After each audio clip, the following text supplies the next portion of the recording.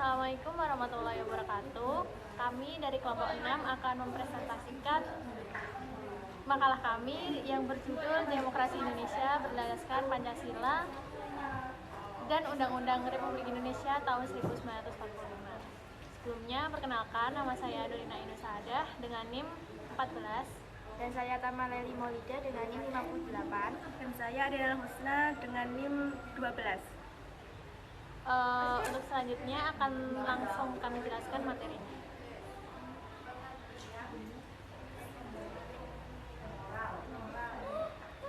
Yang pertama yaitu pengertian demokrasi.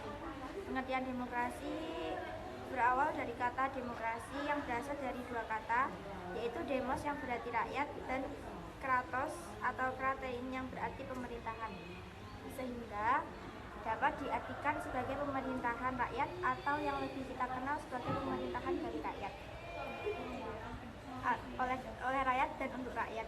Demokrasi merupakan bentuk pemerintahan yang dilaksanakan berdasarkan kehendak dan kekuasaan rakyat. Dalam demokrasi, hak asasi manusia diakui dan dilindungi, termasuk kebebasan berpendapat, kebebasan beragama, dan hak-hak minoritas.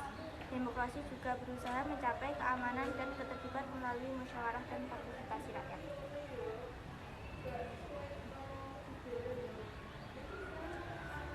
Faktor-faktor pendukung demokrasi ada 3, yaitu negara hukum, yang kedua masyarakat sipil, yang ketiga aliansi kelompok strategis.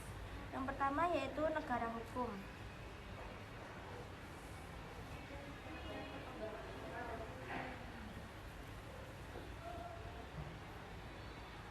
Negara hukum yaitu konsep yang menekankan bahwa negara bertanggung jawab dalam memberikan perlindungan hukum kepada warganya. Konsep ini memiliki beberapa ciri utama, yaitu perlindungan terhadap hak asasi manusia, pemisahan serta pembagian kekuasaan di antara lembaga negara guna menjamin perlindungan hak asasi manusia.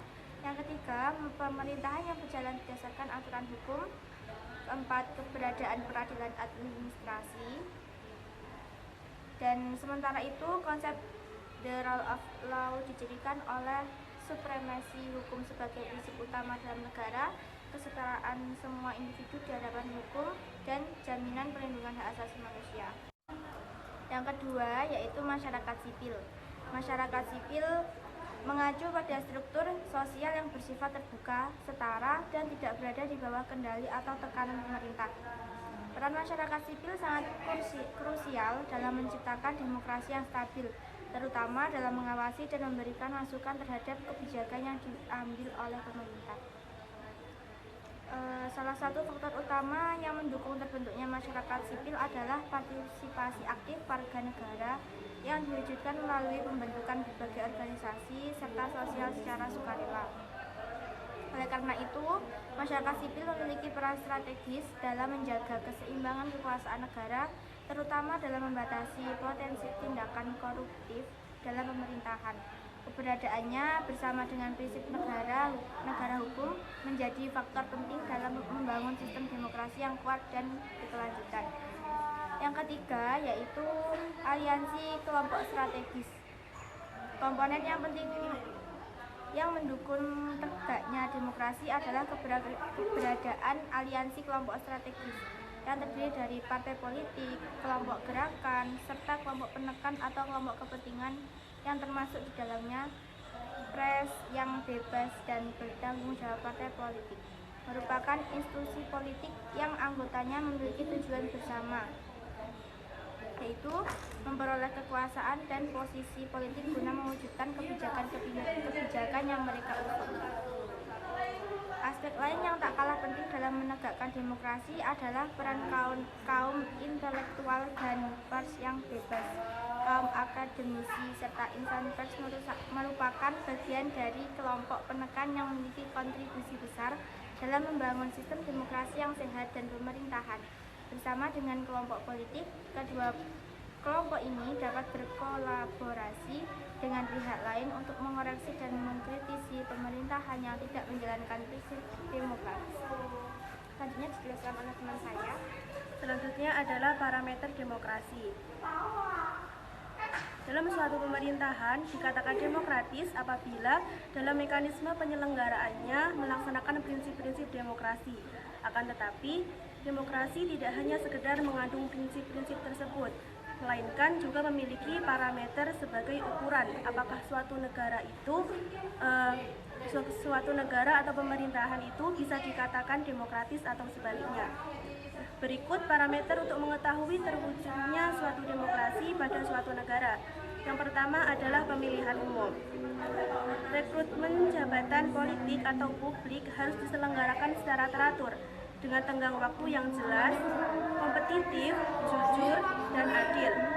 Pemilu merupakan gerbang pertama yang harus dilewati karena dengan pemilu lembaga demokratis dapat dibentuk. Yang kedua, ada rotasi kekuasaan. Rotasi kekuasaan juga merupakan salah satu parameter demokratis. Rotasi kekuasaan mengendalikan bahwa kekuasaan atau jabatan tidak boleh dan tidak bisa dipegang terus-menerus oleh seseorang, seperti dalam sistem monarki, yang artinya kalau seseorang yang berkuasa terus-menerus mengendalikan roda pemerintahan secara dominan dari waktu ke waktu, sistem tersebut kurang layak disebut dengan demokratis. Karena demokratis ialah memberikan peluang rotasi kekuasaan secara teratur dan damai. Yang ketiga ada rekrutmen terbuka. Demokrasi membuka peluang untuk mengadakan kompetisi karena semua orang atau kelompok mempunyai hak dan memiliki peluang yang sama. Oleh karena itu, dalam mengisi jabatan politik sudah seharusnya peluang terbuka untuk semua orang yang memenuhi syarat dengan kompetisi yang wajar sesuai dengan aturan yang telah disepakati. Yang terakhir ada akuntabilitas publik. Para pemegang jabatan publik harus dapat mempertanggungjawabkan kepada publik apa yang telah dilakukan baik sebagai pribadi maupun sebagai penjabat publik. Seorang penjabat politik harus dapat menjelaskan kepada publik mengapa memilih kebijakan A bukan kebijakan B. Apa yang mereka lakukan terbuka untuk dipertanyakan kepada publik. Hal itu karena penjabat publik merupakan amanah dari masyarakat, maka ia harus dapat menjaga, memelihara, dan bertanggung jawab dengan amanah tersebut. Selanjutnya akan dijelaskan kepada rekan saya. Selanjutnya yaitu tentang demokrasi di Indonesia. Demokrasi Indonesia merupakan sistem pemerintahan yang menempatkan rakyat sebagai pemegang kekuasaan tertinggi. Nah, konsep ini dikenal dengan sebutan dari rakyat, oleh rakyat, dan untuk rakyat. Fase-fase perkembangan pada demokrasi di Indonesia yaitu ada 4. Yang pertama yaitu demokrasi parlementer. Pada periode ini, kekuasaan berada di tangan parlementer yang dipilih melalui pemilihan umum. Namun, ketidakstabilan politik sering terjadi akibat perubahan kabinet yang cepat. Yang kedua yaitu demokrasi terpimpin pada tahun 1959 sampai 1965. Dalam fase ini, kekuasaan keinginan pada presiden mengurangi peran partai politik dan membatasi kebebasan pers. Yang ketiga yaitu demokrasi Pancasila, yaitu pada tahun 1966 sampai 1998. Era Orde Baru di bawah Presiden Soeharto menandai penerapan demokrasi Pancasila yang tekanan stabilitas politik dan pembangunan ekonomi. Namun kekuasaan tetap dan kebebasan dinyatakan dibatasi. Yang keempat yaitu demokrasi pasca reformasi pada tahun 1998 sampai sekarang. Setelah jatuhnya Soeharto pada tahun 1998, Indonesia memasuki era reformasi yang membuka peluang bagi demokrasi yang lebih terbuka dan partisipatif.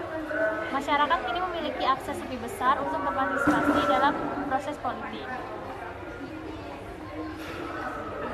Kemudian pendidikan demokrasi. Pendidikan demokrasi sangatlah penting bagi warga negara. Tujuannya yaitu menumbuhkan kesadaran berdemokrasi, demokratis, transparansi, dan kedamaian. Pendidikan demokrasi juga berperan sebagai pembentuk budaya yang baru.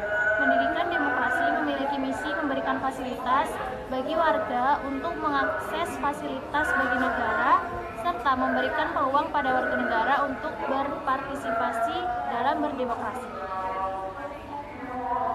Selanjutnya ialah pemilu sebagai implementasi demokrasi. Terdapat beberapa aspek penting mengenai pemilu sebagai implementasi dari demokrasi, yaitu yang pertama, kedaulatan rakyat, yang kedua, legitimasi pemerintah, yang ketiga, keterbukaan dan transparansi, yang keempat, kesetaraan hak, yang kelima, pemilihan umum yang bebas dan rahasia, yang keenam, politik uang, yang ketujuh, politik identitas, yang kedelapan, penyebaran informasi palsu, kesembilan, pendidikan politik, kesepuluh, penguatan institusi penyelenggaraan pemilu, dan yang terakhir ialah penegakan hukum yang tegas.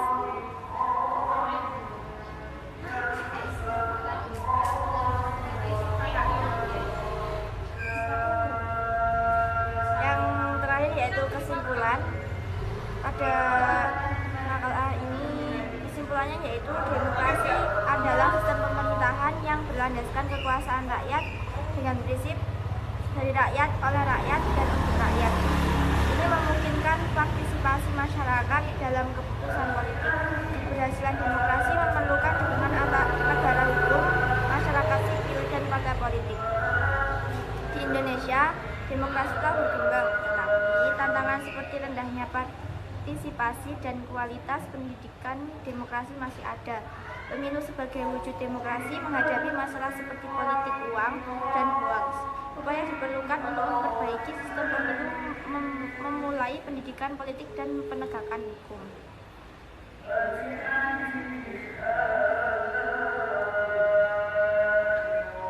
Mungkin cukup sekian materi yang dapat kami sampaikan. Apabila ada kurang lebihnya, kami mohon maaf. Wassalamualaikum warahmatullahi wabarakatuh.